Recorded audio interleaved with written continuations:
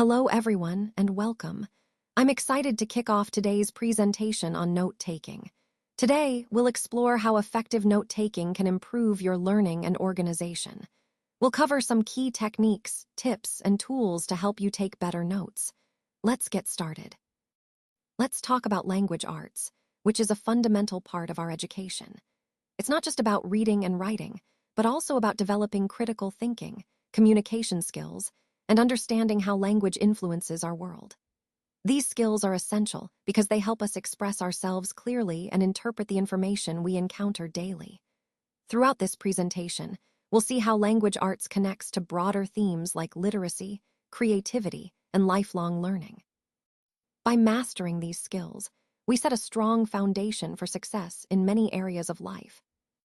When you're taking notes during your research, it's really important to focus on identifying what is relevant and what is not. Relevant information is the stuff that directly helps you understand or support your topic. Think of it as the pieces of a puzzle that fit perfectly into your picture.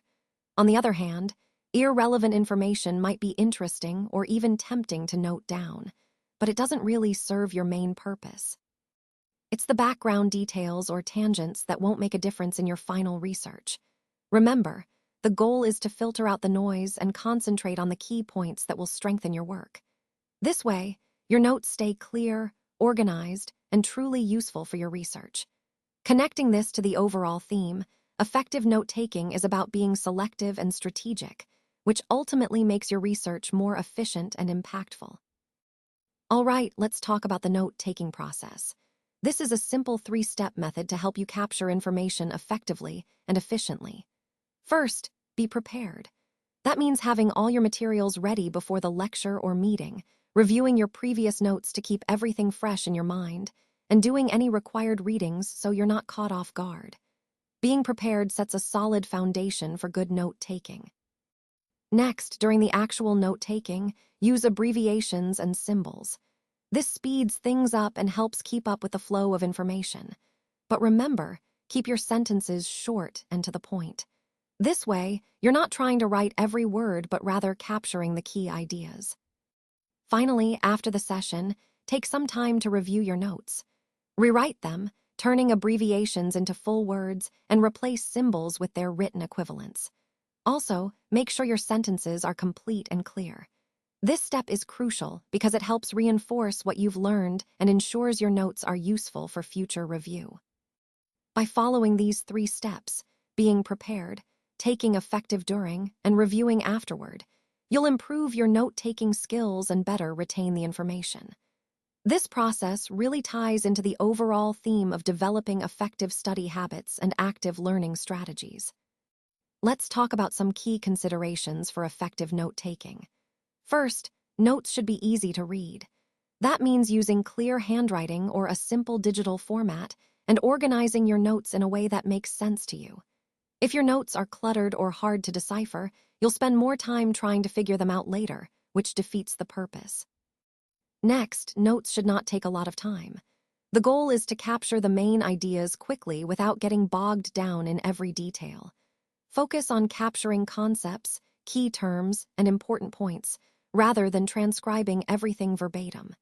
This way, you stay engaged and can review your notes efficiently afterward.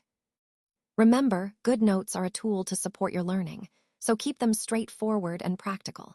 When you make your notes easy to read and quick to write, you'll find it much easier to review and reinforce what you've learned.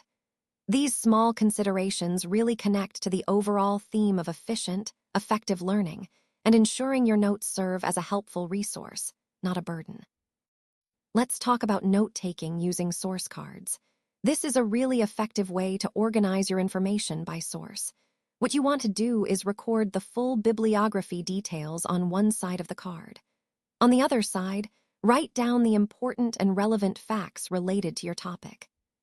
This method helps keep your research organized and makes it easier to find the information you need when you're writing or presenting. Also, it ensures you give proper credit to your sources. If you're unsure how to format these, you can see some examples on page R54 in the literature book. Remember, using source cards not only streamlines your work, but also helps you stay clear on where your facts are coming from, which is essential for a strong, credible presentation. So, when it comes to note-taking, source cards are just one option among many. There are plenty of alternative methods that can help you organize information more effectively. One popular approach is using graphic organizers, which are fantastic for keeping ideas clear and structured. For example, webs are a great way to visually connect related concepts and see how they all fit together. Categories, on the other hand, help you group similar information, making it easier to review and recall. And of course, there are many other types of organizers out there. The key takeaway here is that you don't have to stick with just one method. Exploring different tools like webs and categories can really enhance your understanding and retention. This ties back to our overall theme of finding the right organization strategies to improve your learning process.